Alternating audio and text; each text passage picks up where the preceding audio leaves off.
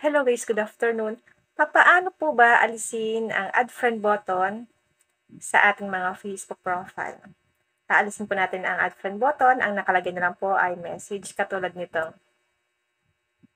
Ganito lang po guys ang gagawin nyo para ma-hide natin or maalis natin ang add friend button sa ating mga Facebook account.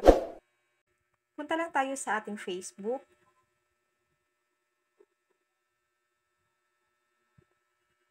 Click natin ang profile natin. Click natin ang 3 dots. Click View As. Ito po ang makikita ng mga Facebook users once na binibisita nila ang aking Facebook profile. Ang nakalagay dyan ay add friend. Makikita mo siya once na tinap mo ang View As. Kasi, kung dito lang guys, hindi mo talaga siya dito makikita. Kailangan mong i-click yung 3 dots, then click View As. Papaano po ba natin yun guys sa alisin? Then, message na lang po ang nakalagay. Ito lang po ang gagawin natin. Back natin. Click 3 lines. Scroll up. Click Settings and Privacy. Click Settings. Scroll up natin. Hanapin nyo dyan ang Audience and Visibility. Then, click mo ang How People Find and Contact You. Click natin yan. Who can send you friend request? Click natin yan. Then, piliin mo dito ang Friends of Friends. Back tayo. Hanapin nyo naman dito ang Followers and Public Content.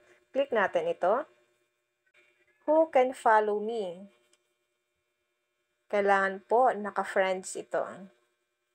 Ilipat natin siya sa friends. I-check na natin guys kung nawala na ba yung add friends sa ating Facebook profile. Click profile. Click 3 dots. Click View As. Ito na guys, wala na po yung add friend sa ating Facebook profile. Message button na lang po ang natira. Kung gusto mo siyang ibalik, ganito lang po ang gagawin nyo. Ibabalik mo lang yung dati. Back tayo. Click 3 lines. Click Settings. Hanapin natin dito ang Followers and Public Content. Click natin yan. Gawin mo lang siyang public. Dito po sa Who Can Follow Me, ibalik mo lang siya sa public. Then back tayo. Dito naman tayo sa How People Find and Contact You. Ibalik mo lang siya sa everyone. Yung Who Can Send You Friend Request, ilagay mo lang siya sa everyone. Then back tayo. I-check natin kung bumalik na ba siya sa Add Friend. Click 3 dots. Click View As.